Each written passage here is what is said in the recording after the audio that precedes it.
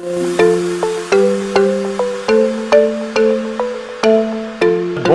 à tout le monde et bienvenue à cette activité que nous attendions tant.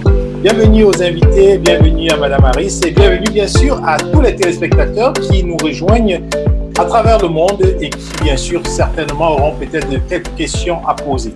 Alors, je vais commencer tout d'abord par vous dire que, comme vous le savez, le 25 mai 2020 et je pense en octobre aussi, au début du mois d'octobre 2020 toujours, sont des dates qui vont rester à jamais gravées dans la mémoire des Afro-descendants et des Autochtones.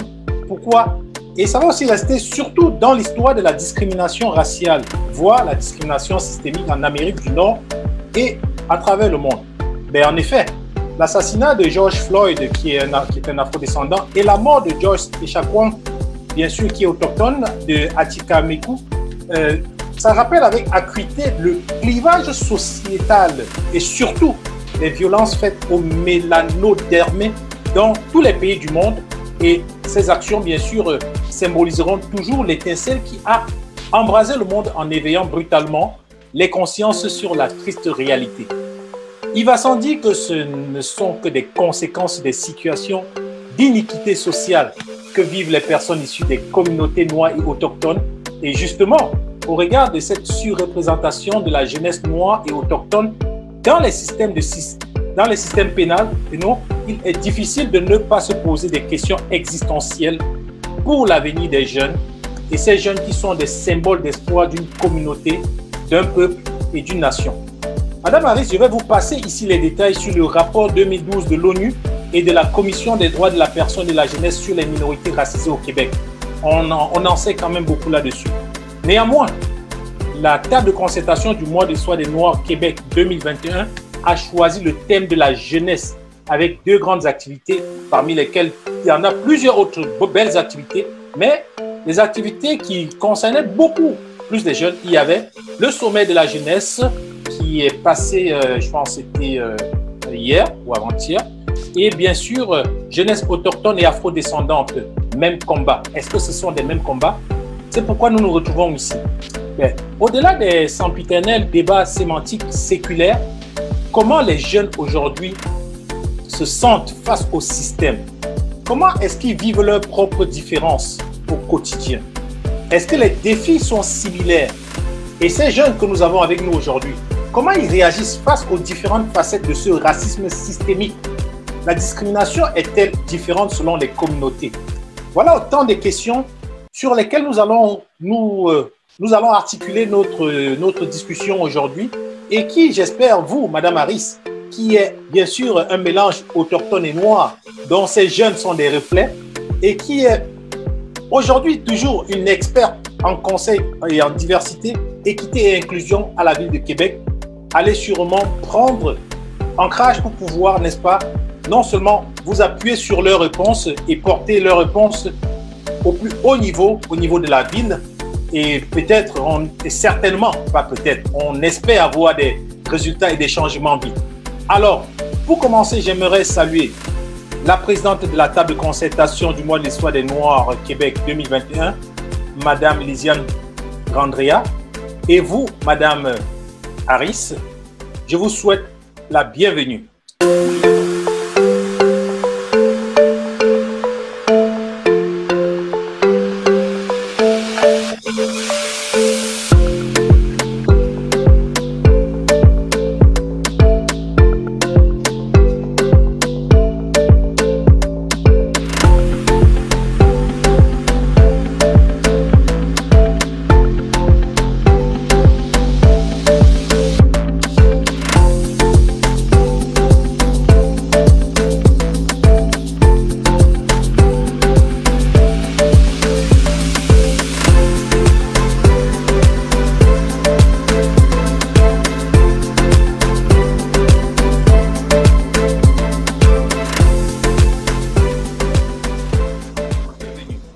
Je vais donc donner la parole maintenant à la présidente pour qu'elle puisse nous dire un mot.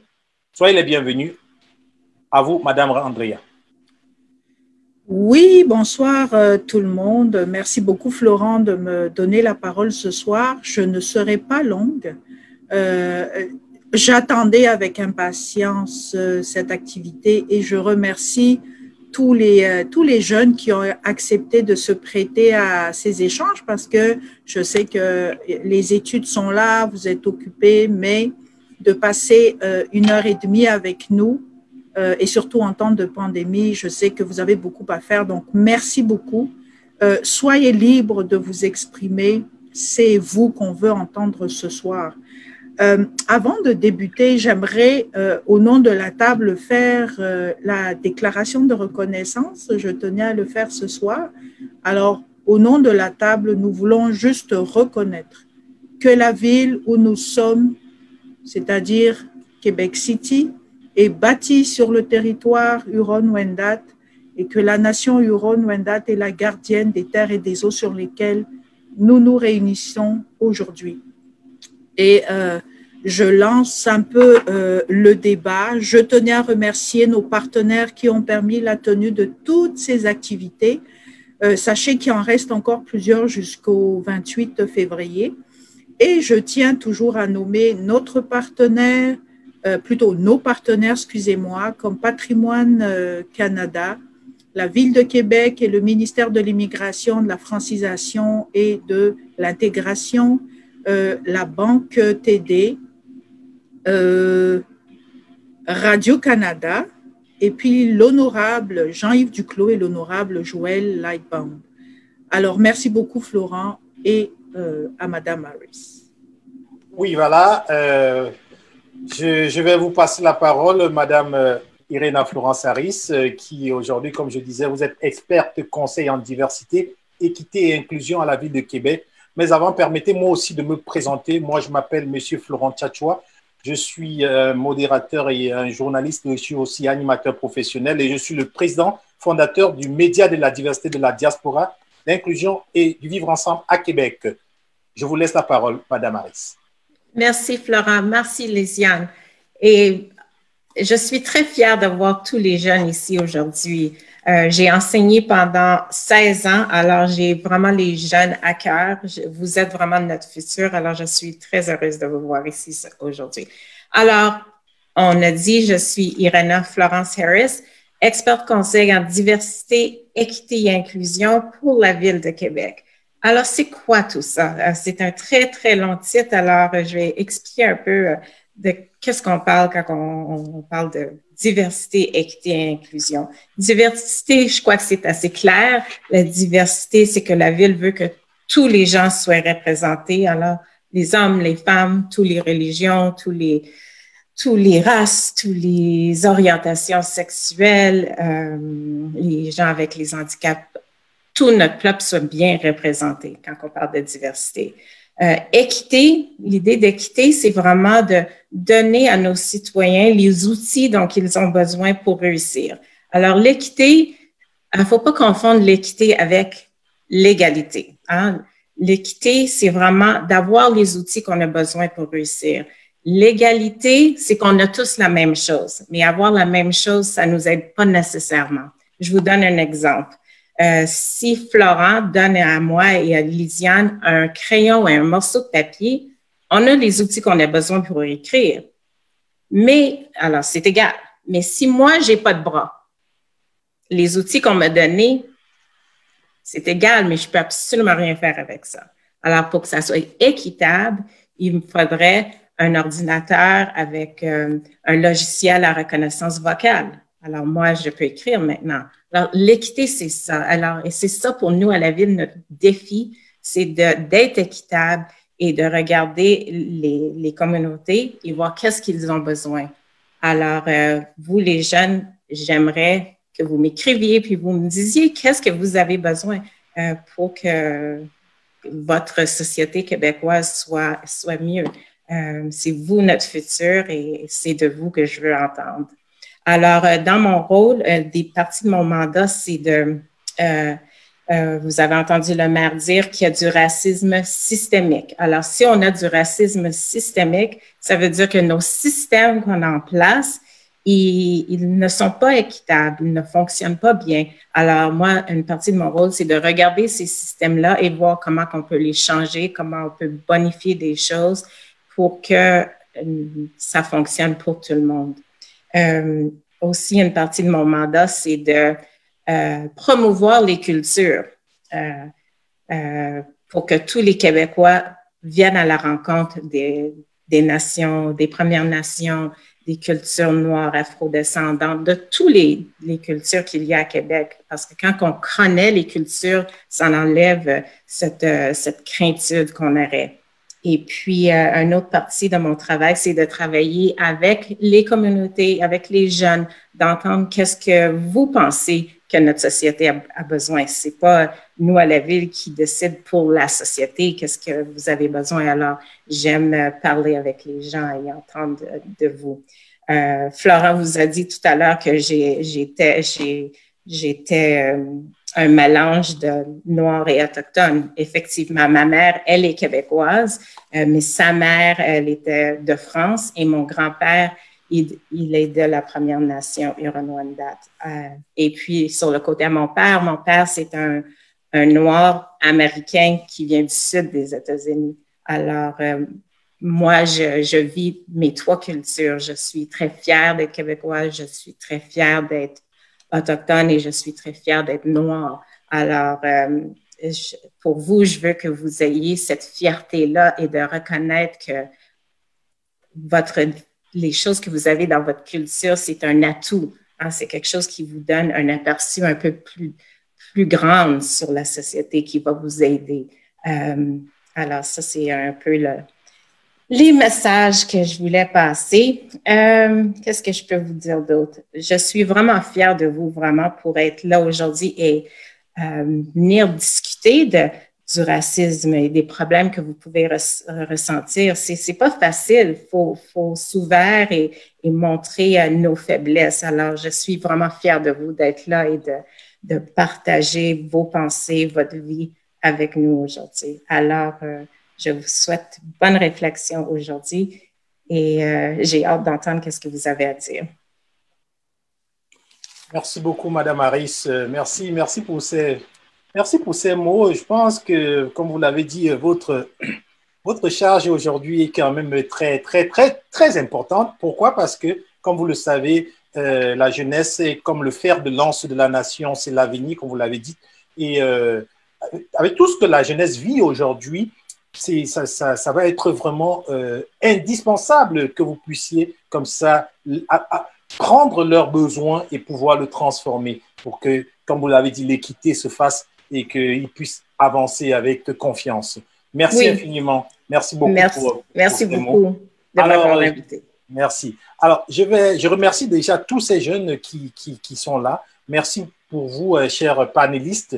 Et je vais prendre le privilège de vous demander de vous présenter les uns après les autres. On va commencer honneur aux dames, par les dames, et ensuite on va finir par les hommes. Alors, qui veut se lancer?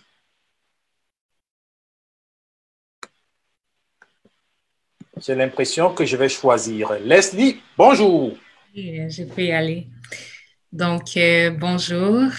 Je m'appelle Leslie Joyce Kwinja, j'ai 19 ans et j'étudie à ma deuxième année en kinésiologie à l'Université Laval. Et puis, ça me fait énormément plaisir d'être présente ce soir.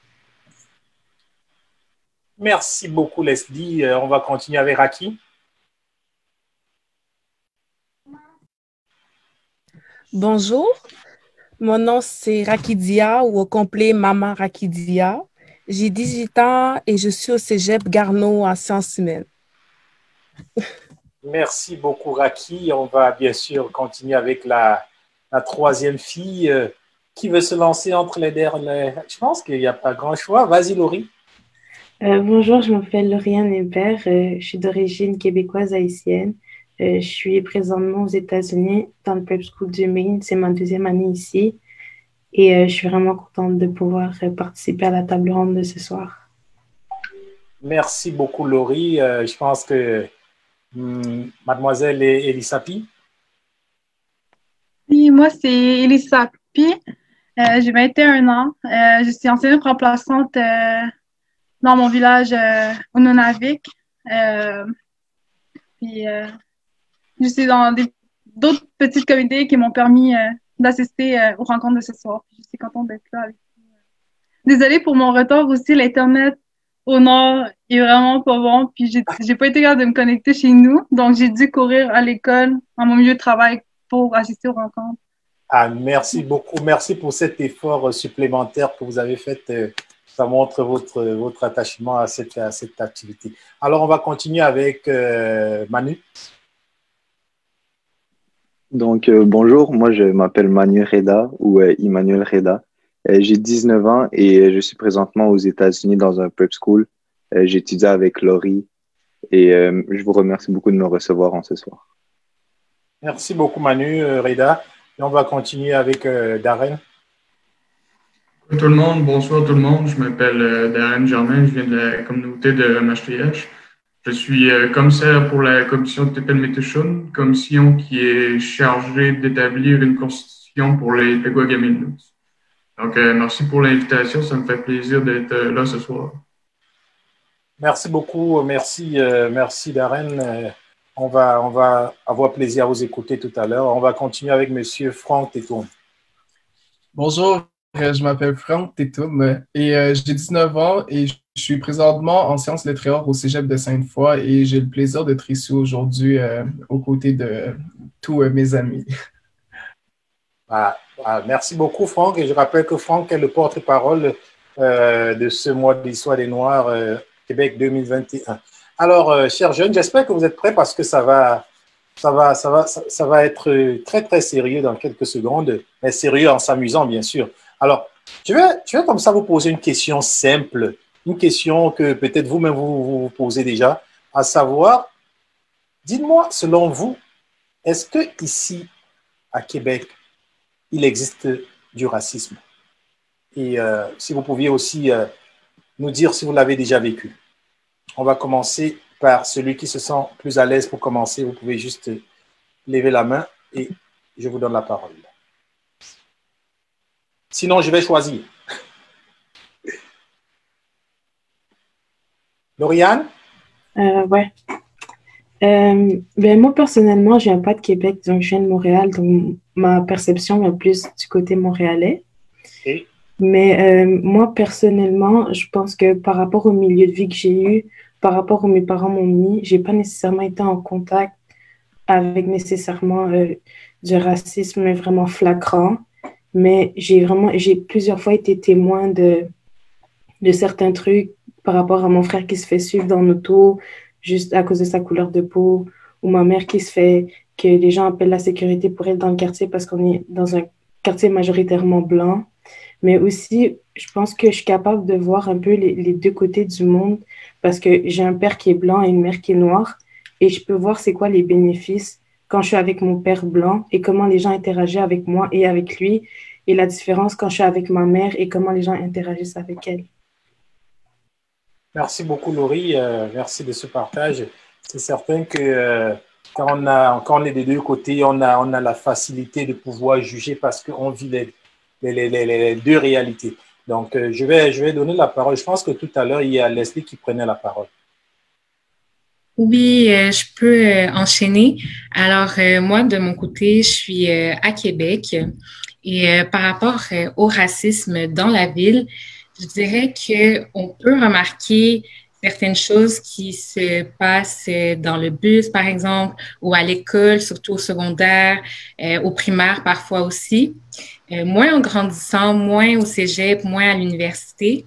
Mais ce qu'on remarque un peu, je trouve que c'est plutôt comme des gens qui font passer certaines remarques sous forme de blagues, certaines remarques sous forme de petites jokes qu'ils vont dire, mais au final, ça peut être considéré comme des agressions et des micro-agressions.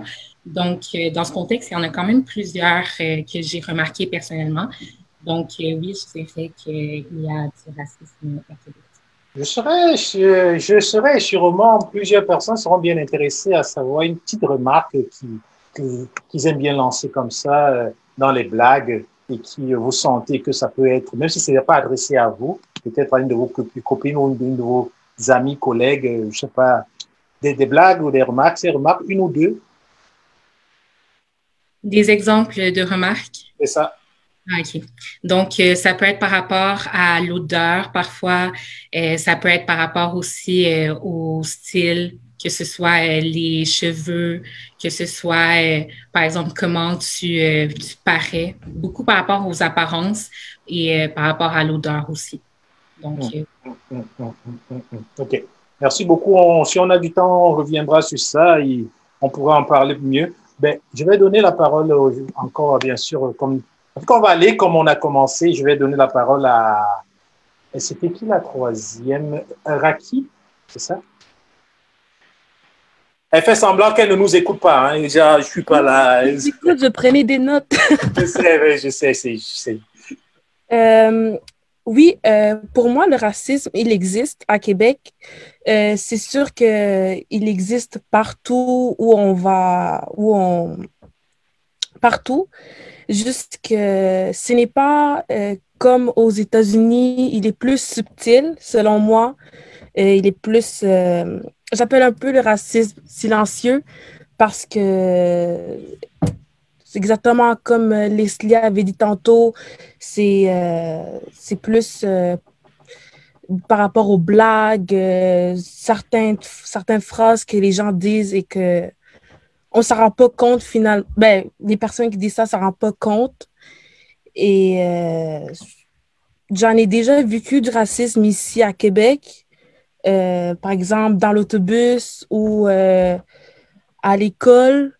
Et là, je trouve que la seule manière de pouvoir que ça ne... Pour diminuer cela, c'est plutôt d'en parler et de exactement être conscient du problème qu'il y en a. Et c'est comme ça qu'on peut pouvoir avancer. OK. Aujourd'hui, là, on est entre nous, là. Donc, on va parler des vraies choses. Juste un petit exemple du racisme que vous avez vu. Une seule. OK, oui. Un jour, j'étais avec ma grand-mère. On était dans l'autobus. Elle venait d'arriver. Je suis sénégalaise, fait qu'elle était venue du pays. Et là, on s'assoit et il y a une madame qui décide de partir. Comme on est assis, elle décide d'aller en arrière. Et là, je demande bah, pourquoi. Elle a dit, oh, mais là, franchement, c'est un bon Québécois. Et c'est ça. C'est un exemple parmi tant d'autres que j'ai vécu. Parfait. Comme dans les anciens temps où on voulait faire la différence entre dans le bus. Bon, très rapidement, on va donner la parole à Elisapi. Ouais, dans le fond, moi, j'ai habité à Québec pour 8 ans. Puis là-bas, j'ai pas vécu comme, tu sais, c'est dur à voir, tu sais, de quelle origine que je suis. Fait qu'il y a du monde comme, tu sais, qui me demandait, c'est d'où que je viens, puis tout. Puis genre, à Québec, c'était pas pire, comme le monde connaissent pas vraiment des nooks et tout, fait qu'ils s'intéressent un peu à la culture, mais à Montréal, comme, il y a beaucoup de gens qui aiment pas ça aller là à cause du racisme qu'il y a là-bas. Mais vu que, dans le fond, tu sais, il y a quand même beaucoup d'itinérants Inuits à Montréal. Puis tout le monde le sait, comme à Montréal, le monde y voit. Fait que je pense que le monde a tendance à mettre comme tout le monde sur le même bateau. Fait que comme il y a souvent des commentaires genre tu sais que les Inuits ils font juste se saouler ou genre ils prennent la drogue puis des choses comme ça. Puis ils ont vraiment comme une image comme une mauvaise image des Inuits.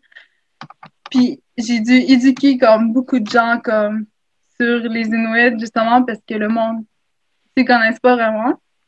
Mais ouais, c'est ça. Moi, c'est plus à Montréal là, que je vois ça. Là. Puis il y a beaucoup de gens qui vivent genre du racisme en étant à Montréal en tant qu'Inuit. Ouais. Parfait. Donc, c'est certain que ça se voit que vous aussi, vous vivez le racisme malgré le fait, quel que ce soit à Montréal, à Québec, chacun vit le racisme de son côté. Et j'aime bien la façon que vous amenez ça et la façon que vous présentez ça. Alors, ma deuxième question, ce qui est certain, je ne vais pas adresser toutes les questions à tout le monde, je vais devoir choisir de temps à autre. Maintenant, j'aimerais juste savoir pour vous, ces derniers temps, on a souvent parlé du racisme systémique dans les médias. On en a parlé un peu partout et certains acteurs politiques ont reconnu l'existence du racisme et d'autres pas. On parle bien sûr du racisme systémique, donc qui est dans le système. Vous les jeunes, qu'est-ce que vous en pensez? Est-ce que vous pensez vraiment qu'il y a du racisme systémique? Je vais commencer par Manu. Manu Reda. Oui, donc pour moi, le racisme systémique, bien sûr qu'il existe. On a pu le voir récemment avec l'affaire Camara qui s'est déroulée. Et justement aussi, ces personnes politiques ou ces personnes qui sont haut placées, qui sont là et qui sont à venir à nier que le racisme systémique n'existe pas, je trouve que c'est comme un stop dans notre société. C'est une chose qui va nous empêcher d'avancer et c'est une chose qui va nous empêcher de bâtir notre futur en tant que jeunes noirs. Et aussi, en pensant loin dans le futur, en déniant ce racisme systémique-là, ça pourrait être un gros problème aussi pour justement le futur de nos enfants. Donc, c'est un fait que le racisme systémique existe pour moi. Monsieur Manu Reda, rapidement, est-ce que vous avez déjà vécu le racisme, un exemple? Oui, un exemple tout bête. Quand je vais au supermarché, ça arrive plusieurs fois qu'il y a un des employés qui me suit, qui fait juste faire ça en sorte que je ne vole pas. Ou même des fois, quand je rentre avec mon sac, j'ai même pas déposé les pieds dans le magasin. Le monsieur me demande si je peux laisser mon sac à l'entrée, je le récupère après. Une forme de profilage. Exactement. OK, merci beaucoup. Bien sûr, pour la même question, je vais l'adresser rapidement à M. Germain. Monsieur Germain, est-ce que vous pouvez nous dire, Darren, pour cette deuxième question-là, est-ce que le racisme systémique, pour vous, qu'est-ce que vous en pensez? Est-ce qu'il existe vraiment? En fait, je pense qu'on ne devrait pas se poser la question. Je pense que c'est assez flagrant que le racisme systémique, c'est quelque chose qui existe. Et pour nous autres, pour les Autochtones, de la manière qu'on le vit, je veux dire, comme par exemple chez nous, dans notre territoire, on n'a même pas le droit de veto sur ce qui se passe sur notre territoire. Je veux dire, le racisme systémique chez nous, il se présente un petit peu comme une forme d'occupation. Je veux dire, c'est quand même grave qu'en tant que société qui appartient au territoire, qu'on ne puisse même pas décider du propre sort de notre pays. Donc, pour moi, c'est vraiment de cette manière-là qu'on le vit. Ouais, donc là, quand on parle déjà de racisme systémique et que vous donnez un si beau exemple au niveau des décisions de votre territoire, je pense que vous pouvez nous donner sûrement un exemple pour le racisme que vous aurez déjà personnellement vécu, rapidement. Oui, c'est sûr qu'au niveau personnel, c'est un petit peu comme les autres. Hein. Je veux dire, quand on rentre dans les magasins, c'est la même chose pour les Autochtones. Les gens nous suivent un petit peu. Puis d'ailleurs, je vais nommer un exemple où j'étais avec un groupe de jeunes à Montréal. Puis, je veux dire, on était dans un Dolorama. Puis la madame nous a suivis tout le long pour être sûr qu'on ne volait pas quelque chose. Fait que ça, c'est un autre exemple flagrant. Merci beaucoup, M. Darren. Vous illustrez très bien ça et on constate donc que quelles que soient les différences, que ce soit du côté autochtone ou du côté bien sûr afrodescendant, on vit presque tous les mêmes en tant qu'au niveau du racisme. Alors, M. Fantetom, on veut vous écouter aussi à propos de ce racisme systémique et finir aussi par un exemple, s'il vous plaît. M. Tétois? Allô? Monsieur Fantetom? Est-ce qu'il nous écoute? Franck? Oui. Bon. Bonjour. Bonjour. Alors, vous avez entendu ma question? Non, je vous ai comme perdu pendant un moment. J'ai pas. Mais est-ce que c'est par rapport à nos craintes sur le racisme et. C'est par rapport au racisme systémique. Il y a un exemple de racisme que vous avez vécu. OK. Je crois que comme au Québec, comme dans toute société qu'on pourrait décrire comme étant occidentale, il y a clairement une sorte de racisme systémique du point de vue que les systèmes qui sont mis en place sont en quelque sorte mis en place pour garder une certaine hégémonie envers un certain groupe de personnes et souvent même de façon inconsciente discriminer d'autres personnes. Puis je pense qu'on serait quand même fou de ne pas admettre qu'au Québec, il y a quand même un bel effort de la part des gens, en tout cas à Québec, il y a quand même un bel effort de la part des gens à comme être beaucoup plus accueillants, être beaucoup plus ouverts et être beaucoup plus comme compréhensifs de certaines personnes. Sauf que dans nos systèmes aussi, quand on a nos dirigeants qui omettent un peu l'existence de ce racisme systémique, ben ça aussi, ça nous recule grandement parce que ça vient souvent créer une barrière entre la possibilité de comme créer une discussion, faire avancer les choses et mieux comprendre la réalité des gens. Donc, je pense que ça serait déjà comme une bonne façon de combattre le racisme systémique en admettant et en essayant de comprendre pourquoi les communautés justement discriminées comme crient justement ce racisme systémique-là. Et donc, c'est vraiment ça. Il y a beaucoup de systèmes, que ce soit dans le milieu de la police, où on voit clairement une certaine discrimination envers les personnes noires. Après ça, quand on va dans le milieu plus académique aussi, il y a une façon, je dirais, les services qui sont souvent offerts à des personnes, disons, plus noires aussi sont vraiment différents. Puis c'est de là que viendrait plus comme moi, mon expérience personnelle c'est-à-dire que, par exemple, en étant un étudiant noir, des fois, c'est souvent comme au secondaire qu'on va commencer à expérimenter comme des premières micro-agressions en quelque sorte. Parce que souvent, les interventions qui sont faites envers nous, la façon dont les enseignants nous approchent, en même temps, je ne dis pas que tous les enseignants comme ça, il y a toujours des bonnes personnes, mais ça va grandement varier entre une personne noire et une personne blanche. Même quand tu parles avec une conseillère d'orientation, moi, par exemple, moi puis beaucoup de mes amis, comme on va souvent plus te référer vers certains métiers qui tournent grandement de ce qu'on va suggérer à une personne qui n'est pas justement une personne noire. Fait que c'est ce genre de choses-là que je vous dirais que j'ai expérimenté qui m'a comme fait comprendre que oui, il y a une certaine sorte de racisme systémique dans notre société. Puis à cause des structures dans lesquelles on est puis qu'on grandit, ben c'est peut-être pas prêt de changer. Parce que c'est vraiment dans le milieu éducatif aussi que ça s'apprend, que ça s'enseigne. Donc c'est vraiment mon point là. Ouais. Je comprends à travers vos mots que c'est vraiment beaucoup plus dans le milieu éducatif que le racisme systémique se fait ressentir d'une façon accrue, d'une façon très, très forte. Donc, mais comme on le sait, comme le racisme, c'est une chose qui s'apprend. Comme naturellement, aucun homme n'est né en aimant pas une autre personne. Fait que c'est sûr que déjà, quand tu vas dans une institution comme une école qui est une reproduction de la société, qui te prépare en quelque sorte à comme la société de demain, on le voit que plus les gens grandissent, plus les gens s'éduquent, plus il commence à se créer des barrières entre les personnes. C'est pour ça que, par exemple, au primaire, on va le voir, tout le monde joue ensemble au primaire, tout le monde s'aime en quelque sorte. Plus on commence à arriver au secondaire, plus on voit des groupes qui commencent à se créer. Tu arrives au cégep, c'est là alors là, ça devient flagrant presque, où là, on se voit déjà comme une sorte de ségrégation aussi qui se crée entre les gens et les individus. Puis ça aussi, ça vient du fait que, d'une certaine façon, on n'a pas tous la même culture. Et quand tu vas dans un milieu comme une école, tu vois clairement qu'il y a certaines cultures qui sont plus valorisées que d'autres et d'autres cultures qui sont dépeintes comme étant presque tabous ou presque ridiculisées par les autres. La façon dont on va souvent parler des cultures africaines, c'est souvent très péjoratif, les images qu'on va montrer des personnes. Donc ça fait en sorte que, en tant que personne blanche dans une école, déjà, tu as comme un complexe de supériorité. Puis en tant que personne noire, tu te sens beaucoup plus inférieur, inconsciemment même souvent, parce que ce que tu vois de ton histoire, de ton héritage et tout ça, c'est souvent pas ce qui représente vraiment ta vraie nature. Donc, c'est pour ça qu'après ça, il y en a beaucoup qui se permettent de comme, se détester entre eux. Parce que, par exemple, une personne noire va avoir comme cette haine envers une personne blanche parce que, justement, ce qu'on lui enseigne, c'est beaucoup d'années de comme d'oppression et tout ça. Et une personne blanche va peut-être être moins attirée vers une personne noire parce que tout ce qu'il voit, c'est une personne plus inférieure à lui. Fait que c'est vraiment comme en partant des écoles que je pense qu'on peut changer beaucoup de choses.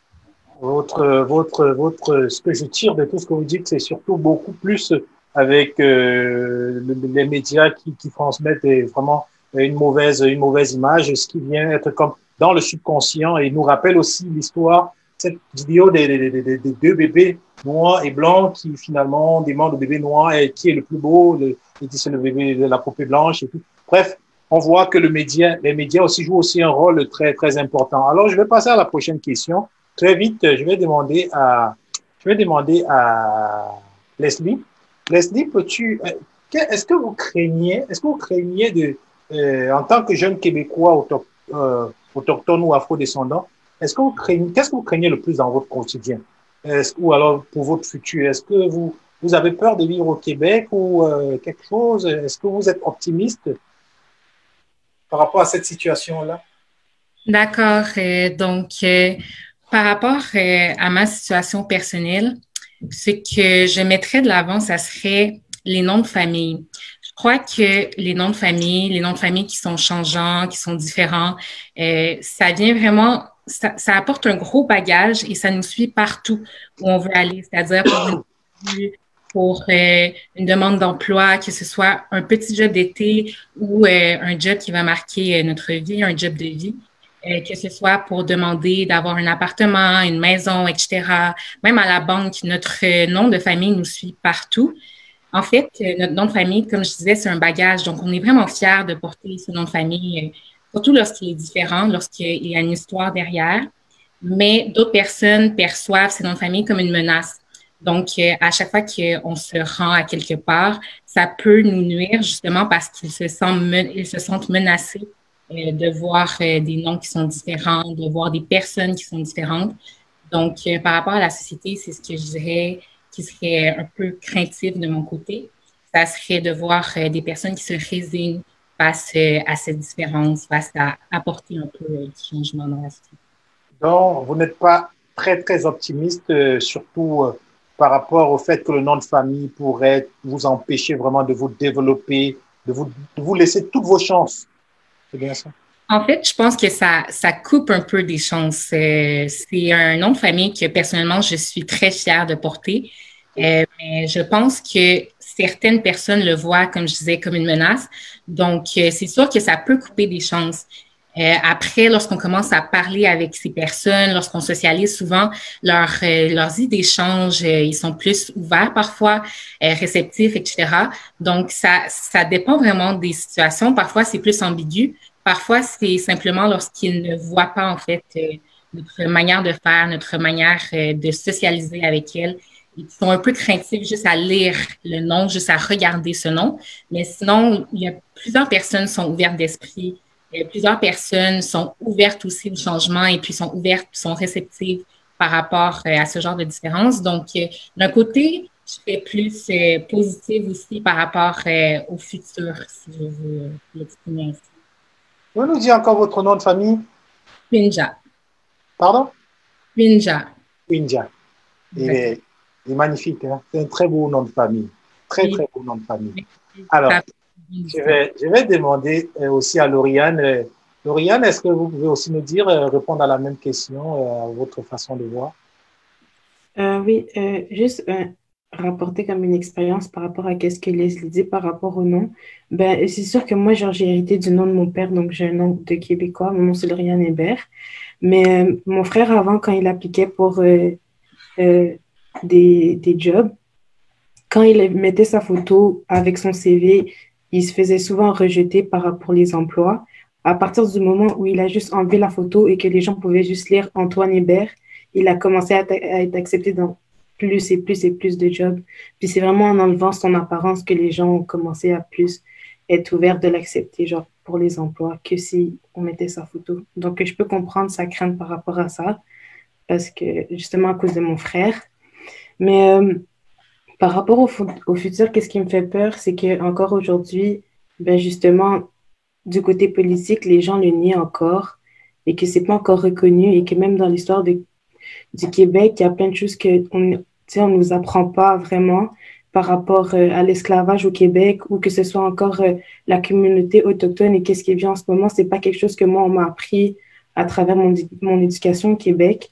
Mais je pense que à cause du fait qu'en ce moment, on est dans une société avec des réseaux sociaux et que justement, nous, les jeunes, on a une plateforme où on peut communiquer, on a un esprit plus ouvert qu'on va dire que les générations d'avant. Je pense que c'est quand même un avancement et que juste le fait de pouvoir avoir cette table ronde et genre de pouvoir communiquer et que ça peut être transmis genre à travers le monde, c'est déjà un avancement. Donc, j'ai quand même de l'espoir.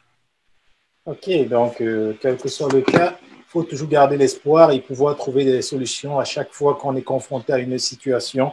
Et je pense que c'est des bons signes. C'est des bons signes. Je vais demander aussi très rapidement à Elisapi de nous dire aussi son ressentiment par rapport à cette question-là. Dans le fond, la question, si je comprends bien, c'est qu'est-ce que je crains le plus pour mon futur en moi? Oui, okay. Est-ce que vous avez le Québec et tout? Ben, je ne sais pas trop quoi répondre à ces questions-là, mais c'est sûr que c'est dans 1 an ou 2, j'aimerais ça comme retourner à Québec pour continuer les études. Fait que, je sais que, il n'y a pas beaucoup d'Inuits, dans le fond, qui vont continuer les études au sud parce qu'on est obligé d'aller au sud si on veut poursuivre les études au cégep et à l'université. Il y a beaucoup de gens qui vont à Montréal, mais pas beaucoup vont rester jusqu'à la fin parce que sont loin de leur maison, de leur famille, de leur environnement où ils sont confortables. Mais je sais que comme dans les universités puis tout, comme ils gardent toujours des places, un pourcentage de places comme pour les Autochtones. Je sais pas si c'est une mauvaise chose ou une bonne chose, mais pour moi, je pense que c'est bien, mais si je crains des choses pour mon futur, ouais, c'est ça, je sais pas trop quoi répondre. Quelle est la chose là?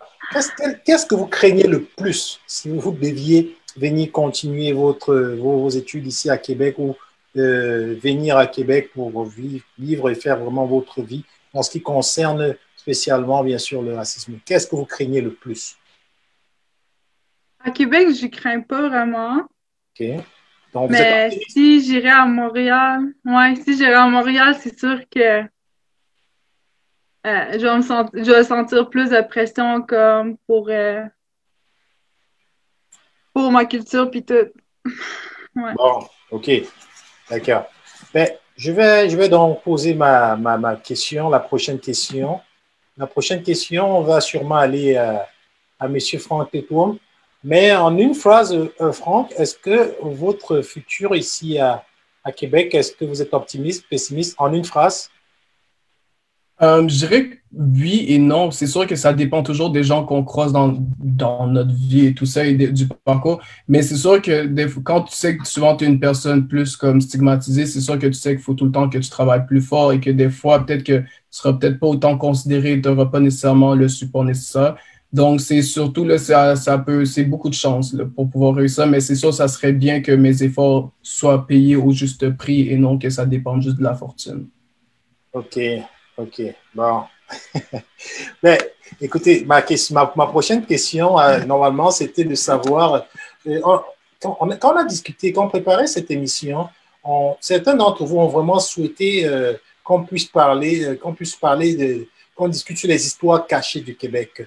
Et comme on le sait, ce sont des dimensions historiques qu'on ne veut plus trop réveiller parce que parfois, ça peut faire mal, ça peut toucher. En quoi est-ce que vous trouvez cela important d'en parler, même si c'est un passé assez douloureux et on sait que quand on parle d'un passé douloureux, un passé qui peut heurter, on parle de l'esclavage. Alors, des pensionnats, des divisions de territoire, des séquelles de tout cela aujourd'hui. J'aimerais savoir avec Manu Reda, en quoi est-ce que c'est important d'en parler?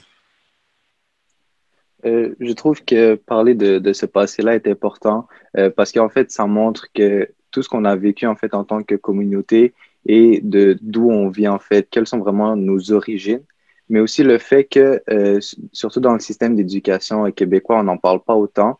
Je trouve qu'en fait, c'est ça qui amène un peu l'ignorance en fait auprès des gens dans notre entourage. Et ça, c'est une chose, si je peux parler d'expérience personnelle que j'ai remarqué quand je suis venu étudier aux États-Unis, c'est là qu'on a vraiment commencé à parler des personnes figurantes noires, en fait. On parlait pas juste de l'esclavage, on a abordé le sujet de Malcolm X, Martin Luther King et des trucs comme ça. Et c'est des figures qui sont quand même importantes et qui montrent que ce sont des gens qui se sont battus, en fait, pour nos droits. Et je trouve que c'est quelque chose qui manque, en fait, au système d'éducation québécois pour montrer que en tant que Noirs, on n'est pas juste là pour subir, mais on est aussi là pour prendre des actions.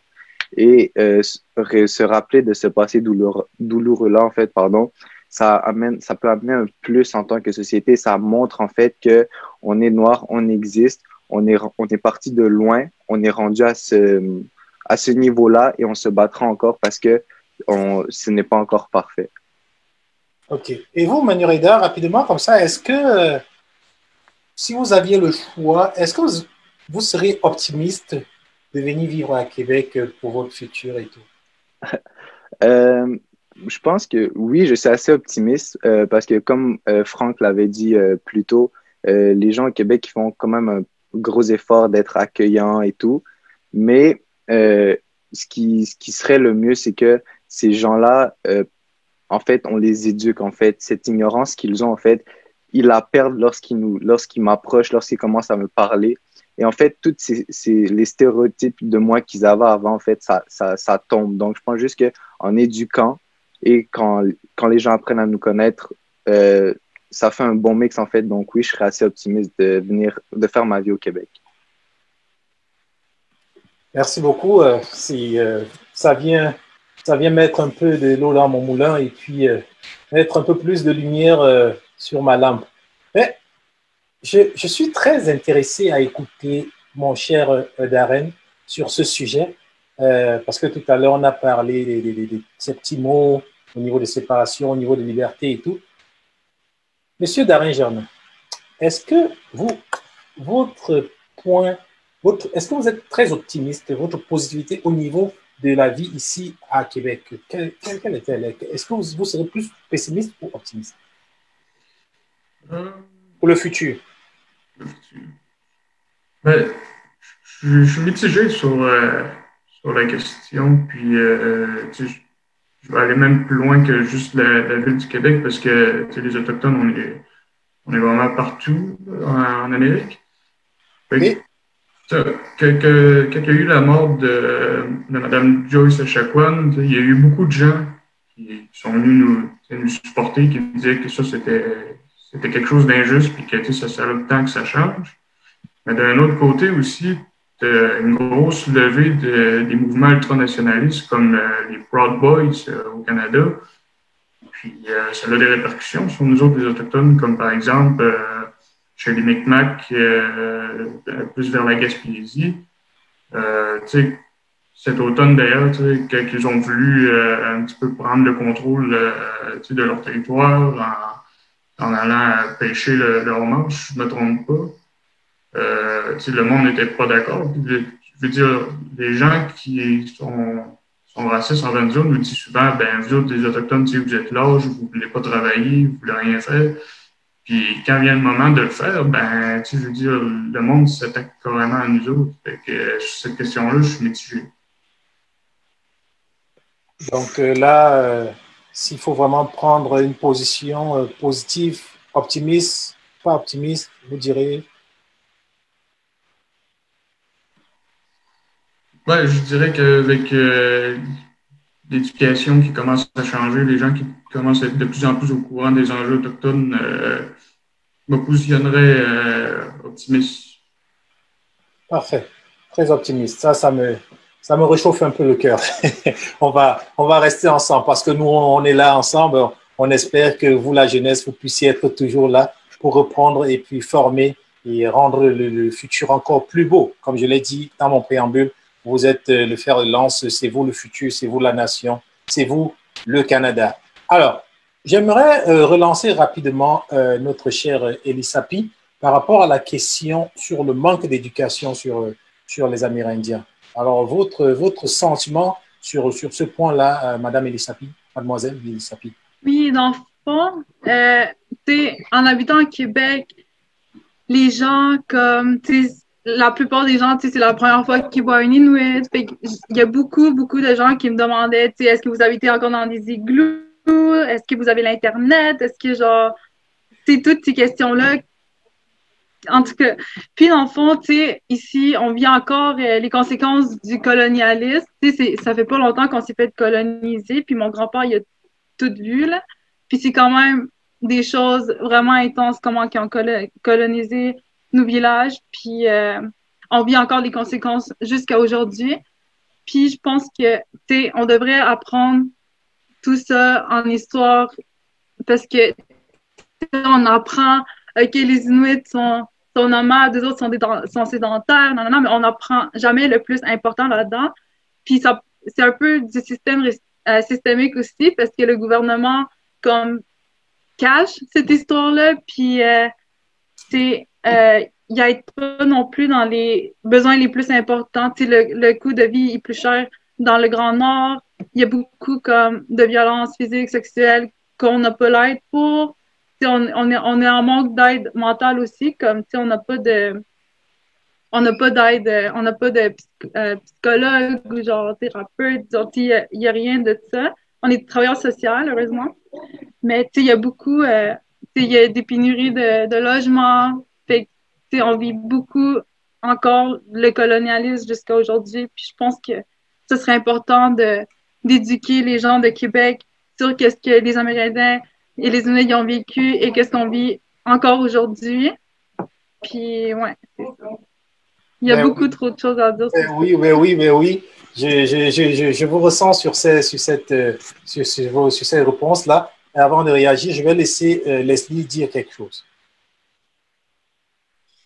Oui, j'étais vraiment enthousiasmée par cette question parce que il y a tellement beaucoup de choses à dire par rapport à ce sujet, par rapport à l'histoire cachée, comme vous l'avez présenté tout à l'heure.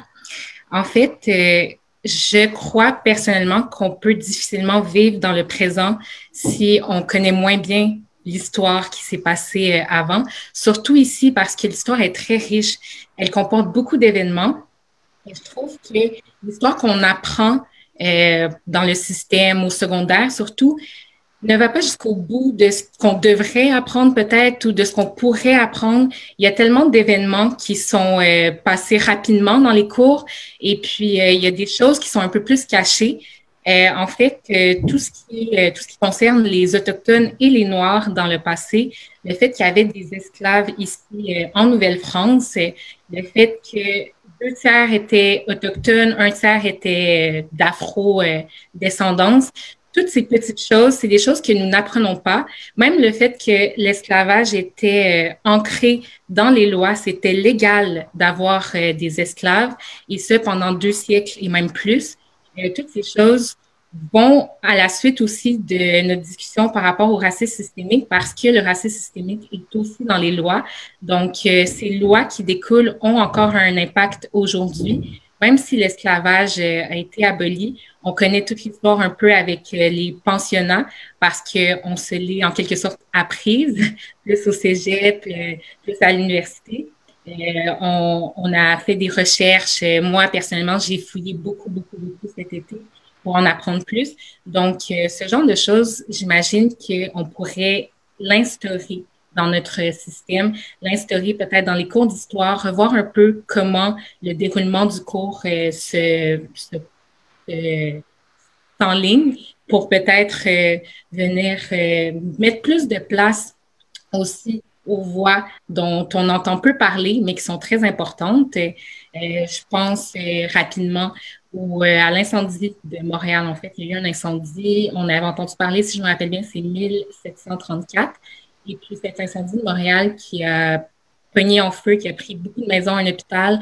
On en entend parler, mais on ne sait même pas en fait comment ça s'est déroulé parce qu'au final, quand on fait quelques recherches, on voit que c'est une Noire en fait qui était esclave, Marie-Angélique, qui a été pendue pour cet incendie à tort, mais au final, c'est une partie que nous n'avons jamais connue. Et puis je pense que ça peut changer la donne pour nos rapports qu'on entretient aujourd'hui suite à l'histoire qu'on connaît. Donc, l'histoire, je pense que ça a une importance très grande dans la société, d'éduquer les gens par rapport à ça dès leur jeune âge à l'école. Je pense que ça peut faire une différence dans les relations sociales que nous avons entre nous et entre personnes qui sont plus unies. Oui, franchement, je suis très content. Je suis vraiment très frappé par cette pertinence de ce que vous dites. Et il en ressort bien sûr toujours que l'éducation revient. L'éducation revient beaucoup. Il faut parler pour pouvoir se souvenir afin pour savoir où on va. C'est important de savoir d'où on vient. Vous le ressortez ici d'une manière très intelligente. Et puis franchement, j'apprécie beaucoup. Et d'ailleurs, ce que tout à l'heure a dit, je pense que c'était Elisapi. Est-ce que on a les igloos et tout ça. Ça me rappelle une de nos émissions où certains jeunes nous parlaient du fait que on leur demandait, c'était bien sûr des afros, on leur demandait est-ce que de votre pays, l'Afrique, vous vivez toujours dans des arbres, en fait, ça revient toujours au niveau de l'éducation. Donc, franchement, c'est très bien. Je vais pas continuer sans revenir à Leslie. Leslie, de toutes vos recherches, vous avez dit que vous avez fait beaucoup de recherches. Qu'est-ce qui vous a vraiment, si on vous dit qu'est-ce qui vous a frappé, le X là, qu'est-ce qui vous a vraiment frappé? Qu'est-ce que vous direz? En fait, ce qui est vraiment venu me chercher, en fait, c'est quand j'ai vu que l'esclavage ici en Nouvelle-France, puis dans le régime anglais, était légalisé. Donc, c'était inscrit dans la loi que c'était permis et c'était pratiqué beaucoup plus que ce que je savais. En fait, je n'en avais aucune idée. Et puis, finalement, je voulais juste faire un petit lien à Aline Jai, dit Webster. C'est vraiment lui qui m'a un peu allumé au cégep quand il est venu faire une petite conférence sur le sujet. C'est à partir de ce moment, quand j'avais 15-16 ans, que j'ai vraiment commencé à chercher et tout.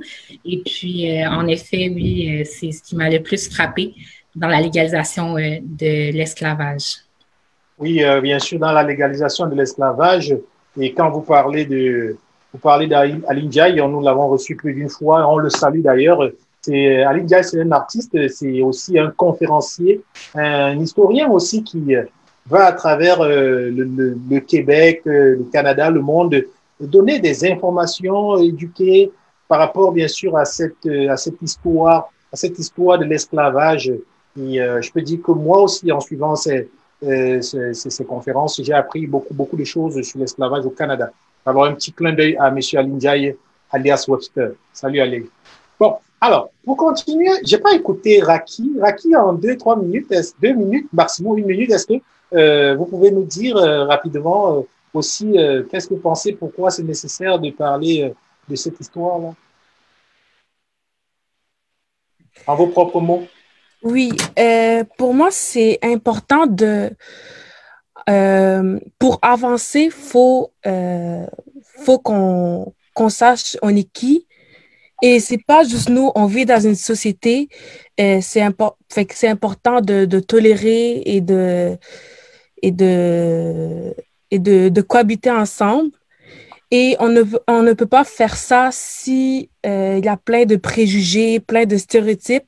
Et la seule manière de pouvoir faire tomber ces barrières, c'est exactement d'en apprendre sur notre culture, sur la culture des autres et de pouvoir aussi pouvoir en discuter et de exactement d'en parler. Oui, en parler. En parler pour ne pas oublier. En parler pour avancer. Oui, et aussi, il y a tellement beaucoup de choses, d'inventions de personnes noires ou que les personnes noires ou même autochtones ont fait et ce n'est pas reconnu, alors que je trouve qu'on a quand même beaucoup fait, surtout à Québec avec l'histoire. Et c'est ça, c'est important d'en pouvoir en discuter, de pouvoir aussi je sais pas comment dire ça. C'est ça, vous l'avez déjà dit c'est ça. En plusieurs mots ou en plusieurs phrases, vous l'avez déjà dit. C'est important de parler, c'est important de se rappeler. Il faut se souvenir pour aller puiser dans cette histoire et pouvoir modifier ce qui n'était pas bien. Exactement, c'est ça que je voulais dire. Le goût de Québec, c'est « je me souviens » et on ne peut pas avancer si on ne peut pas se souvenir de notre passé et des cultures, des peuples qui ont fait construire Québec en tant que tel. Absolument, absolument, vous avez complètement raison. Et j'ai bien aimé le fait que vous ressortiez ce « je me souviens ». Ça, c'est comme une racine. C'est la racine de tout être, de pouvoir se souvenir. Si on ne se souvient pas, on est perdu. On est perdu. Alors, on va continuer rapidement. Je suis vraiment très, très content d'être là avec vous et de discuter de ces sujets. Et la façon que vous ressortez les points, c'est vraiment très, très pertinent. Merci d'être là. Alors, on va poser la prochaine question. J'aimerais savoir, maintenant qu'on a pris conscience, maintenant qu'on s'est rendu compte de tout cela, vous les jeunes, aujourd'hui si on dit, bon, Monsieur Tétouan, vous êtes le président du monde de tous les jeunes ici au Québec, à Québec. Alors, dites-nous, selon vous, que peuvent faire les jeunes pour avancer, réussir dans la ville de Québec et qu'est-ce qui doit être concrètement fait dans les communautés pour que les choses changent? Monsieur le président de tous les jeunes du Canada, qu'est-ce que vous pouvez faire? Mais c'est sûr que pour chaque jeune, ça passe souvent beaucoup de soi aussi. Puis comme on l'a dit, surtout ce mois-ci pour le mois de l'histoire de Noir qui tourne autour de l'engagement citoyen et de la jeunesse, je pense que c'est toujours important de se rappeler que peu importe où tu es, il faut toujours que tu t'impliques pour comme créer une place pour toi-même. Surtout en tant que personne souvent comme mise au bas de l'échelle de la hiérarchie sociale, je pense qu'on a un devoir de s'impliquer pour montrer qu'on vaut beaucoup plus que les stéréotypes. On vaut beaucoup plus que les images qui sont souvent comme préconçues, les idées déjà préconçues. On doit sortir des cadres qui nous sont comme déjà associés, puis des rôles sociaux qui nous sont associés en nous impliquant pour faire changer les choses. Merci beaucoup, monsieur. Je vais rebondir très rapidement avec Elisapi, toujours pour la même question.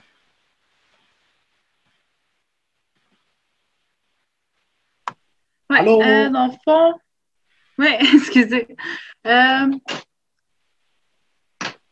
Il y a des gens qui rentrent et qui sortent. Dans le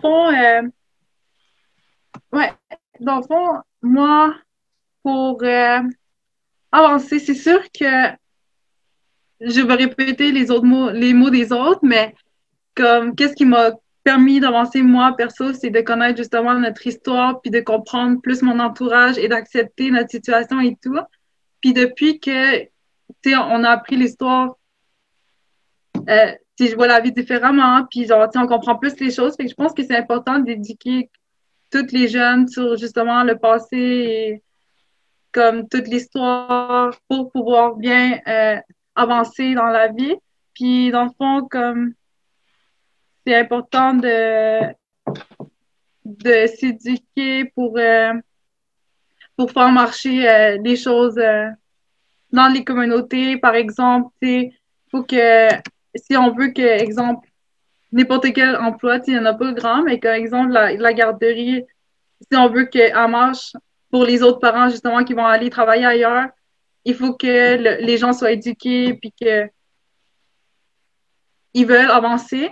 Puis je pense que pour pouvoir avancer comme les gens ici, c'est important de connaître notre histoire parce qu'il y a beaucoup de gens que je connais aussi qui ont pu avancer dans la vie juste après, comme justement, avoir connu tout ce qu'on a vécu, puis, ouais. Pour avancer, il faut connaître. Pour avancer, il faut apprendre et pouvoir anticiper. C'est ça? Ouais, moi, pour pouvoir avancer, dans le fond, je n'avais pas réalisé que j'étais bloquée avant de retourner au Grand Nord. Puis en étant au Québec, j'ai vu que j'étais vraiment comme, je connaissais pas notre passé, je comprenais pas comme pourquoi, exemple, ma mère était de même. C'est comme, il y a beaucoup de choses que je comprenais pas qui se sont éclaircies quand que j'ai appris notre histoire. Puis ça m'a aidé à comprendre mon entourage, comment on vit au Grand Nord. Puis c'est tout. Puis c'est ça qui m'a permis d'avancer puis de vouloir aller de l'avant. Puis, ouais. Ouais, ça c'est fantastique. Je vais très rapidement, le temps passe tellement vite là, je vais très rapidement donner la parole aussi à Manu Reda pour la même question. Donc, des choses à faire. Oui. Ouais. Donc, pour qu'on puisse réussir, oui, l'éducation est importante, mais aussi, je pense qu'en tant que communauté minoritaire, nous avons aussi un devoir de nous donner une bonne image à nous-mêmes aussi. Donc, par exemple, il faut en fait marquer chaque établissement dans lequel on y met les pieds. Et ça, c'est une chose que mes parents m'ont inculqué depuis que je suis tout petit, que je suis noir. Donc, déjà, les gens vont me voir d'une certaine façon. Donc, c'est à moi maintenant de démontrer aux autres que les stéréotypes et les préjugés qu'ils ont de moi, ben, tout ça, c'est complètement faux, en fait. Donc, par exemple, s'impliquer dans différents clubs que l'école organise ou même créer son propre club pour quelque chose qui tient à cœur, s'engager dans la présidence de son école, comme je sais que Franck a fait, donc props à lui aussi. Sinon, même dans le milieu du sport, en fait, il faut que tu sois celui qui travaille le plus Parce que je pense que dès que tu es noir, il va falloir que tu fasses un effort de plus que les autres dans ton entourage. Et c'est à toi maintenant de montrer aux autres que, OK, j'ai peut-être ce setback, en fait, ce recul, mais je suis là et je vais pas me laisser oppresser par vous. Puis je vais montrer qu'en fait, je suis là pour travailler et que je vais me donner une bonne image pour que dans chaque établissement dans lequel je mets les pieds, ben, j'y laisse une marque positive. Donc, toujours laisser une bonne image, toujours prendre de l'avant, toujours faire briller, faire changer les préconçus. Oui, la même question, on a encore un peu de temps, la même question, j'aimerais écouter Leslie là-dessus. Oui, donc honnêtement, j'ai vraiment aimé les interventions précédentes, puis même Manu, ce qu'il disait, je trouve que c'est très, très relié à ce que nous vivons.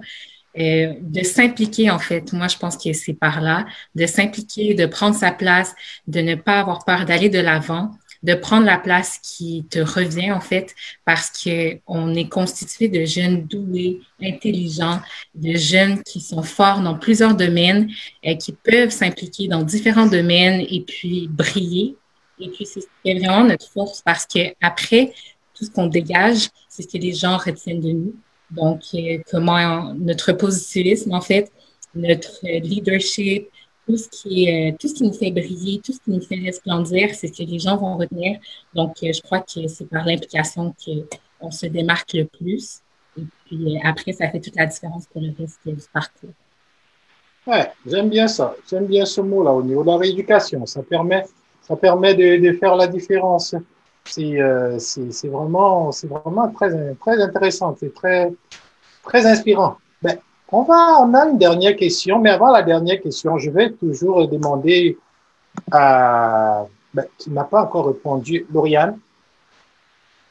Elle se disait, oh, il ne va pas me poser cette question. Ben oui, je vais la poser. On y va? Oui. Donc, attends, est-ce que vous pouvez la reposer, s'il vous plaît, je sais pas. La question, c'était toute simple. C'était, si vous, aujourd'hui, on disait, mademoiselle Lauriane Hébert, vous êtes la ministre de tous les jeunes, de la jeunesse ici au Québec, au Canada. Selon vous, qu'est-ce qu'il faudrait faire pour que les choses changent? Donc, qu'est-ce qui doit être concrètement fait dans les communautés? Ouais, je pense que c'est un peu redondant parce que les personnes qui ont parlé avant moi ont vraiment dit des bons points et vraiment les points majeurs, je pense, par rapport à ça. Mais qu'est-ce que j'ai pu constater à travers cette table ronde, c'est vraiment l'éducation qui est ressortie le plus. C'est vraiment cette ignorance qu'on voit partout. Fait que ça serait vraiment d'éduquer les gens et aussi de s'éduquer soi-même parce que même moi, je le sais, des fois, genre, j'assume que justement, je connais pas mon passé, je connais pas mon histoire. Puis ça m'empêche aussi d'expliquer aux autres aussi pourquoi je me sens comme ça, puis pourquoi les gens interagissent comme ça avec moi. Fait que je pense aussi qu'à cause du fait qu'avec les réseaux sociaux, maintenant, on peut toujours partager des trucs qu'on voit, des textes qu'on voit, des personnes qui ont marqué l'histoire, que ce soit de partager ça sur Facebook, Instagram ou whatsoever, juste de le partager avec les autres et de partager ton message et aussi de présenter une bonne image de soi tout le temps. Ouais, j'aime bien ça. Il faut partager l'histoire, il faut partager pour que les gens puissent connaître, qu'ils puissent savoir, oui. Aussi, je pense aussi de supporter les industries noires ou autochtones, on va dire les business qui sont noirs ou autochtones, ça serait de supporter aussi pour avoir une économie indépendante aussi dans notre communauté à nous-mêmes, pour nous donner aussi une place économique. Ouais. C'est vrai, on n'avait pas souligné encore ça, une forme de réseautage interne, une forme de réseautage pour l'économie, une économie vraiment communautaire. Mais je sais que, M. Darren, vous êtes quelqu'un de très, très, très engagé et j'aimerais vraiment vous écouter sur ce point-là, s'il vous plaît. Si je serais le président de la jeunesse du Canada? Non, vous êtes le roi. Non, président, c'est petit ça là. Le roi de la jeunesse du Canada là. J'ai tous les pouvoirs. Là. Tous les pouvoirs, toutes là, pour pouvoir changer, bousculer et faire avancer les choses comme il se doit. Alors, monsieur le roi, on peut aller à l'empereur si vous voulez. Monsieur l'empereur Darren, qu'est-ce qu'on fait? La première chose que je fais, c'est reconnaître le droit à l'autodétermination pour les Autochtones. Ça nous permettrait justement d'éviter de se faire taper dessus qu'on ne veut pas que des compagnies viennent détruire l'environnement. OK. Et ensuite? Ouais, ça permettrait de s'autodéterminer, de gérer par nous-mêmes les affaires qui nous regardent. Donc là on va beaucoup plus vers une liberté complète, quoi. Je ne veux pas utiliser les mots là, c'est ça? Comment donner la liberté au niveau des Autochtones, mais maintenant au niveau quand même de toute la jeunesse, pour que cette jeunesse d'aujourd'hui, que vous êtes, que nous regardons, sur qui nous portons tout notre espoir, puisse vraiment grandir dans une quiétude, dans un esprit positif et dans un changement évolutif. Quelles seraient vos suggestions? Je vais aller dans le même angle que les autres ont partagé. Je pense que de ce niveau-là, c'est vraiment l'éducation qui est importante pour apporter le changement. Oui, super. Merci beaucoup, Monsieur Leroy. On va continuer. Et maintenant, je vais poser ma dernière question.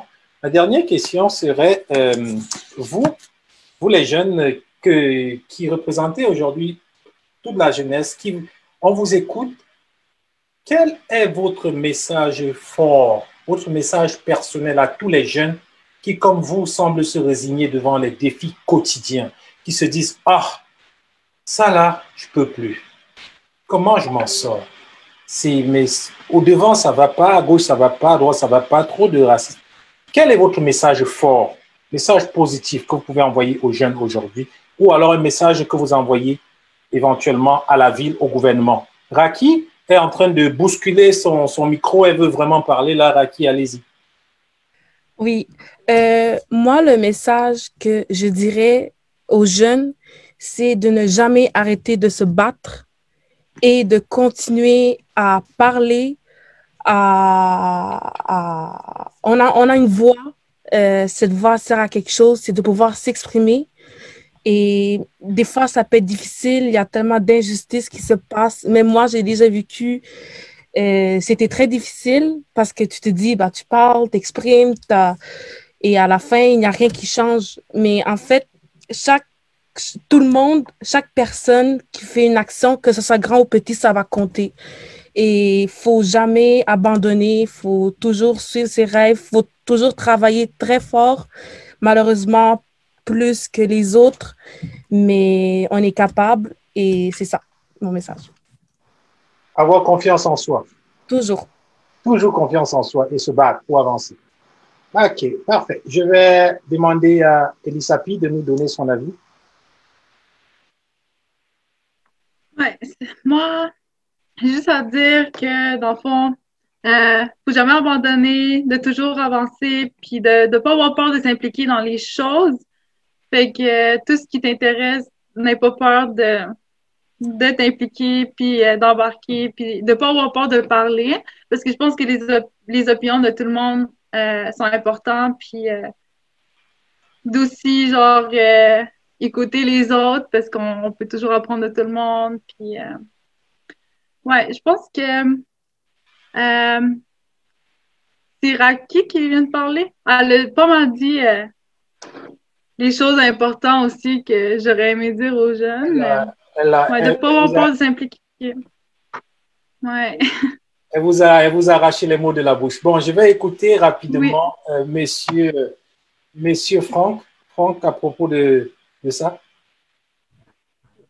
Tu sais, moi, ça va un peu comme est-ce que Elisapi disait, là.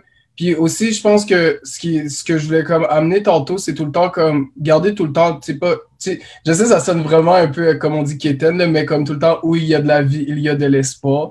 Fait que je pense que c'est tout le temps comme en se disant que, tu sais, du moment qu'on continue à se battre, qu'on continue à aller de l'avant, sais, c'est soit tu vis pleinement, soit tu profites de tout ce que la société a à t'offrir, puis tu réclames ce que tu veux et ce dont tu as besoin, ou soit tu te conformes un peu à ton sort. Fait comme je dis depuis tantôt, c'est vraiment de comme tout le temps essayer de sortir de comme son, tu sais, le rôle qui nous est comme prédéterminé à cause de justement notre héritage génétique, mettons. OK. Bon, il faut changer le rôle prédéterminé et vraiment s'approprier le rôle et se donner son propre rôle. Je vais continuer avec Leslie qui veut vraiment dire un mot.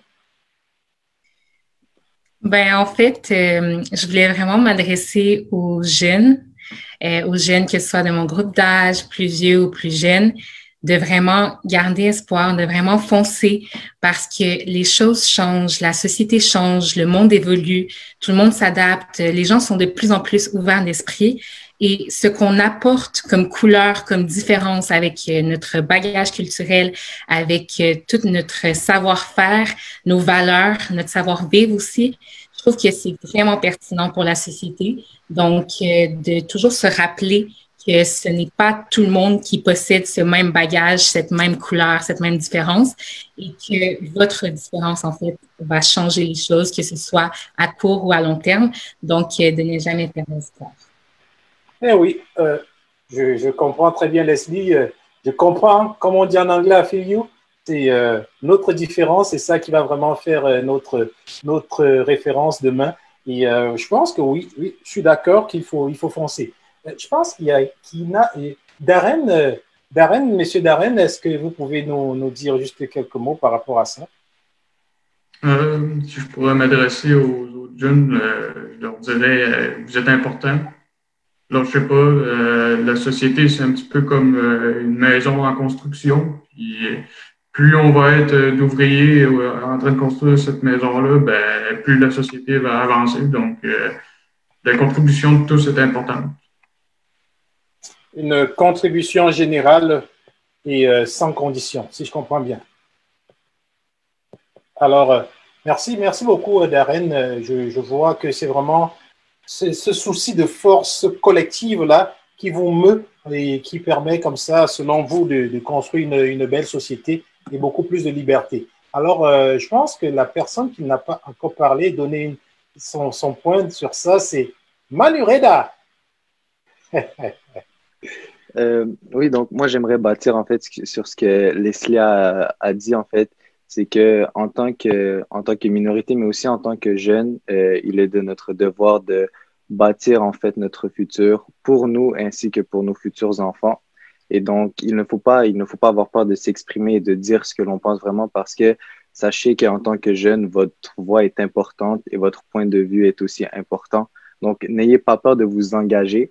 Je sais que des fois, ça peut paraître, on peut avoir l'impression d'être jugé lorsqu'on s'engage dans quelque chose qui nous passionne, mais sachez que ce n'est pas important. Votre voix, vos opinions et vos rêves sont importants.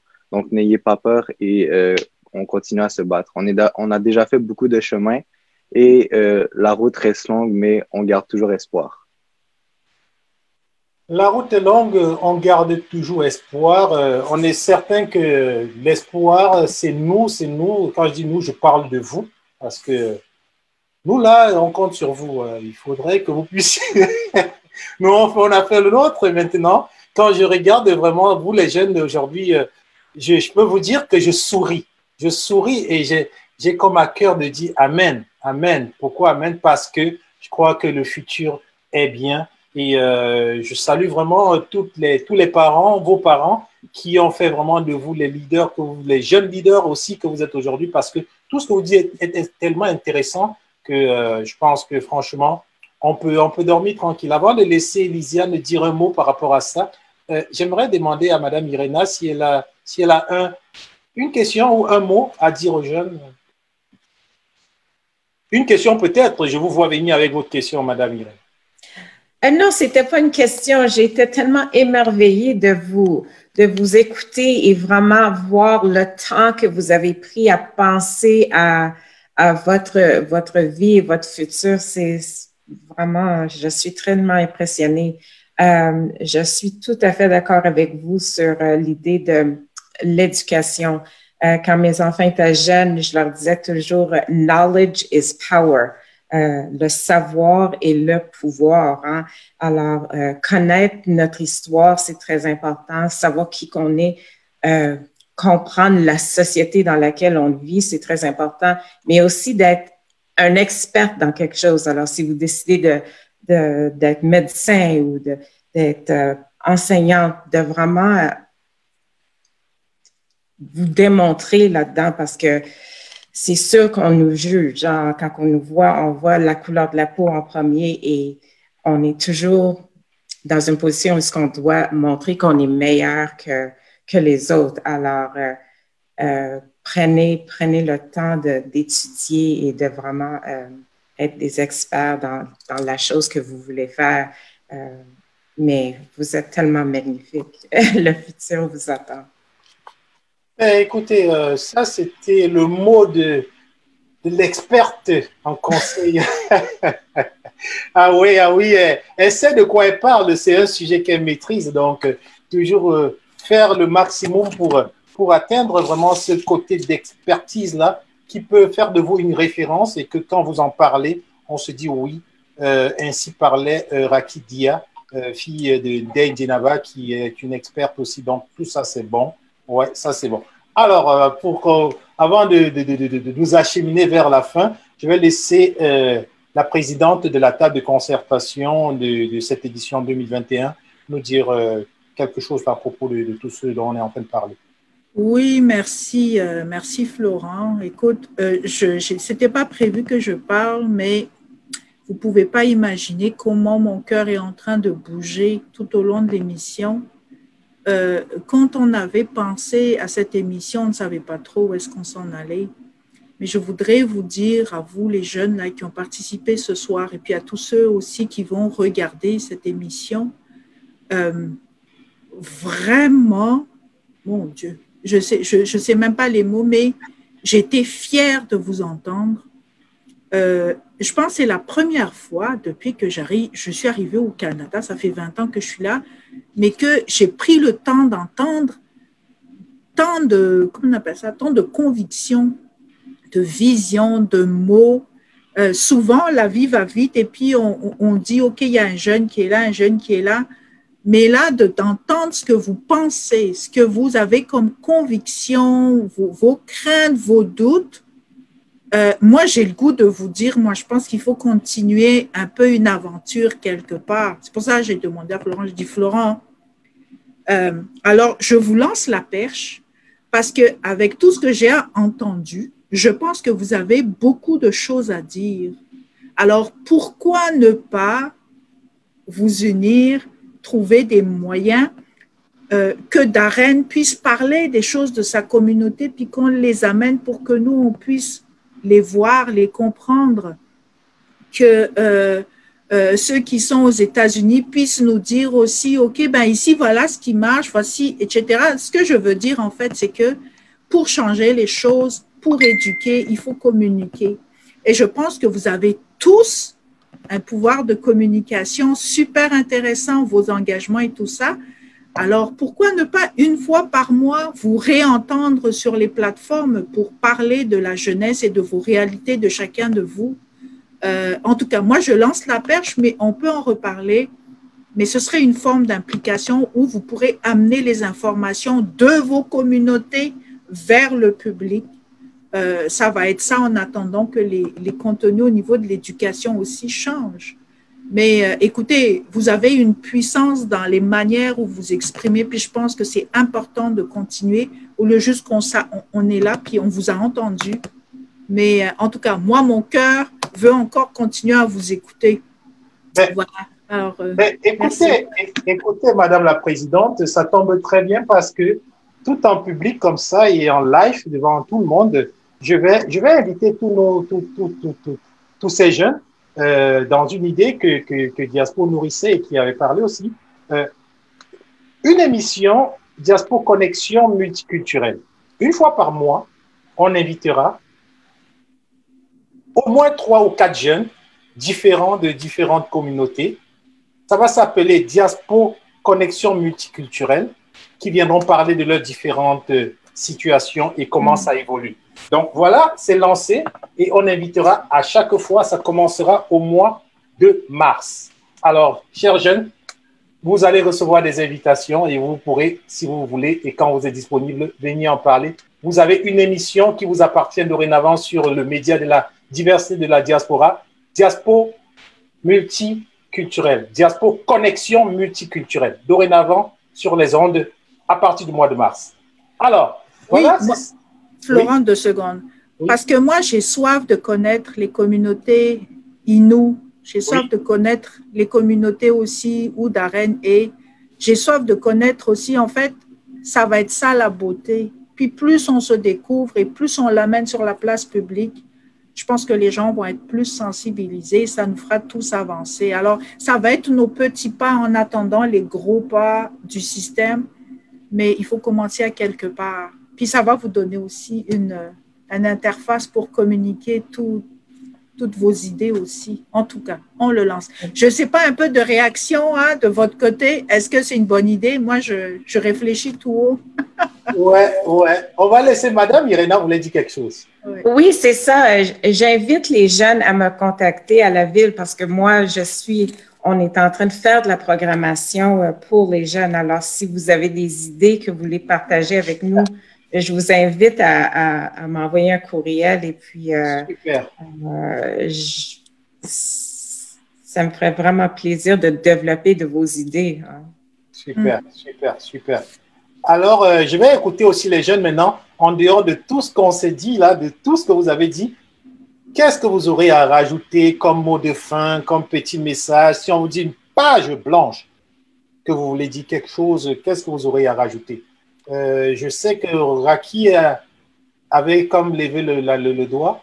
Raki, quelque chose à rajouter? Moi, je voulais juste vous remercier de m'avoir donné cette occasion.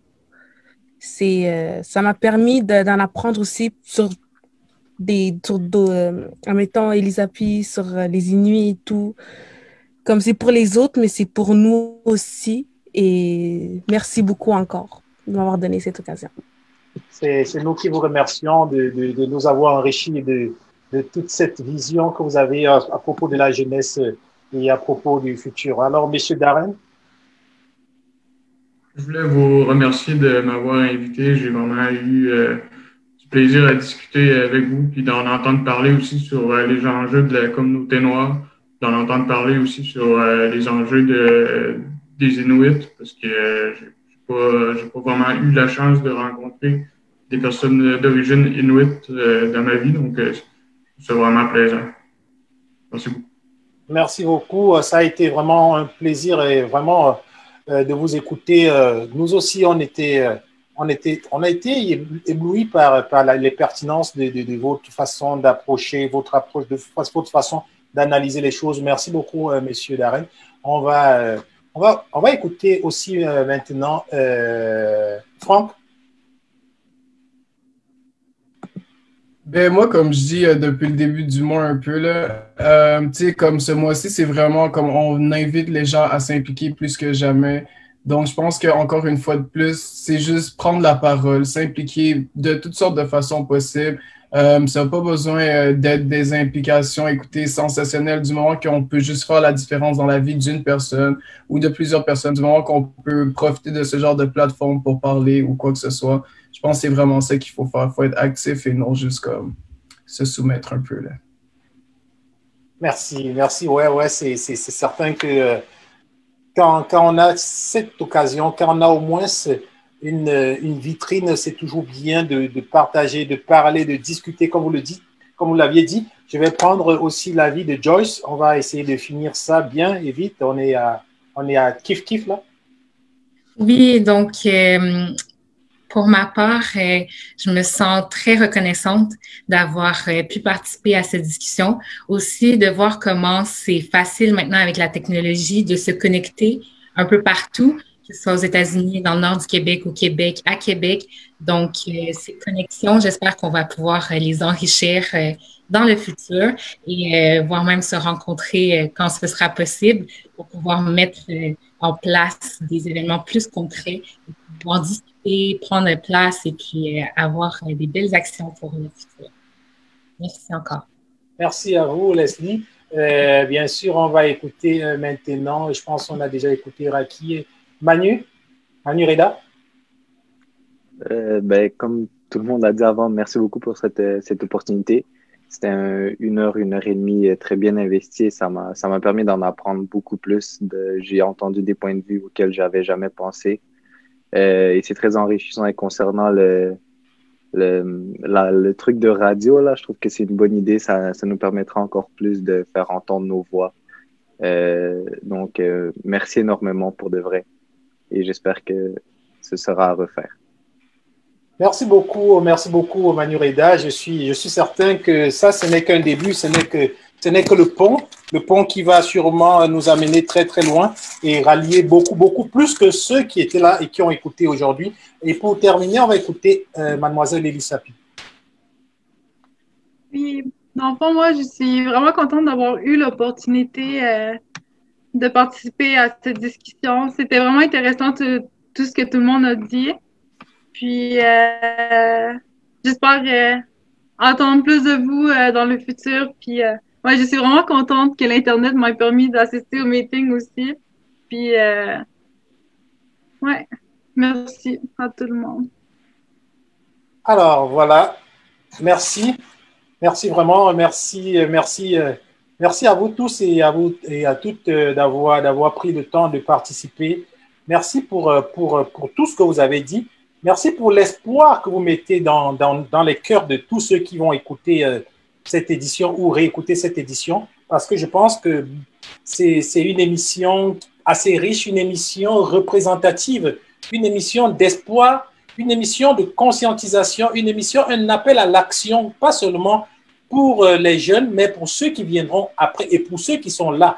Je suis convaincu que la présence de Madame Irena ici va comme rapidement transformer vos idées, vos peurs, vos espoirs, vos projets en action. En action, pourquoi? Parce que oui, on est à Québec et elle est la représentante de Québec. C'est quand même l'expert. Elle est experte. Ça fait que aujourd'hui, là, on va pouvoir dans le futur découvrir comment est-ce qu'un expert transforme une mini-conférence comme celle-là en action concrète dans la vie et dans la ville, dans le pays, au Canada. Alors, voilà. Florent, oui. Tu as oublié Lauriane. J'avais pas fini. Ah, je pensais que tu as fait passer tout le monde. J'ai dit, non, elle a oublié. Désolée. Lisiane.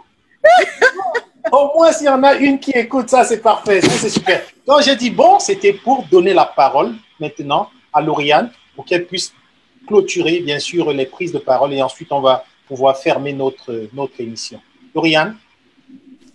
Juste dire merci pour nous avoir laissé une plateforme pour pouvoir vraiment partager nos expériences parce que j'ai pu quand même me reconnaître dans plusieurs expériences et me dire comme, OK, je suis pas la seule non plus à vivre ça. Et qu'ensemble, genre, on peut s'unir pour vraiment changer les choses. Et aussi d'apprendre sur le point de vue d'autres personnes. Parce que moi, on m'a jamais appris tout ce qui est de la culture autochtone. Donc, de pouvoir entendre leur point de vue, c'était vraiment quelque chose de bien. Et que l'union fait la force. Et que maintenant, on a des plateformes pour pouvoir changer les choses et prendre action. Donc, voilà, c'est ça. Super, super. L'union fait la force. Vous voyez, c'est pourquoi je voulais lui laisser la dernière parole. L'union fait la force. Donc, on est... Donc, vous voyez comme moi, la jeunesse autochtone et afrodescendante de Québec, même combat. Et la nation, même combat. Aujourd'hui, on a compris à travers tout ce qui s'est passé qu'on va faire sauter les barrières. On va avoir plus de reconnaissance, plus de services. Et les micro-agressions vont diminuer. On va s'assurer que l'approche des profs aussi soit un peu revue pour que ça ne vienne plus gêner notre jeunesse. On va, au niveau des médias, vous avez déjà, Copac Média, vous avez Diaspora Interaction, le média de la diversité, vous avez Rosine, vous avez des médias pour pouvoir maintenant vous valoriser. Vous avez des armes. On va pouvoir, je veux dire, l'union va faire la force. Madame Irena, notre mot de fin, c'est qu'on vous fait confiance pour pouvoir, bien sûr, porter cette voix de la jeunesse en lieu sûr et où les choses peuvent être prises au sérieux. À la ville, on va travailler très fort sur ces dossiers-là. Vous allez avoir beaucoup d'annonces dans les mois à venir sur nos projets. Alors, j'ai hâte de vous revoir et d'entendre vos histoires et votre cheminement. Alors, à la prochaine. Merci. Alors, merci beaucoup, mesdames et messieurs. Merci infiniment. J'espère que vous avez apprécié ce temps qu'on a mis ensemble. Merci infiniment aux jeunes. Merci de cette confiance que vous avez en vous et que vous mettez en la jeunesse. Merci de l'espoir que vous allez projeter à travers cette émission. Merci à tous. Merci à la table de concertation du mois de l'Histoire des Noirs et son équipe, Madame Lisiane Randria, et bien sûr toute l'équipe qui est autour. Je pense aussi à Gaëtan Gilles qui est à la technique aujourd'hui. Merci pour ce magnifique travail. Merci à toute l'équipe de la table de concertation. Je vous donne rendez-vous pour les prochaines éditions, pour les prochaines activités du mois de l'Histoire des Noirs. Allez vous connecter, allez sur la page du mois de l'Histoire des Noirs de la table pour voir tout ce qui se passe et surtout, restez positif. La jeunesse, c'est la force de l'avenir. Moi, c'était Florent Tchatchoua. J'ai été privilégié de modérer cette belle conférence et spéciale conférence. Je vous souhaite une belle fin de journée et à très bientôt. Bye bye.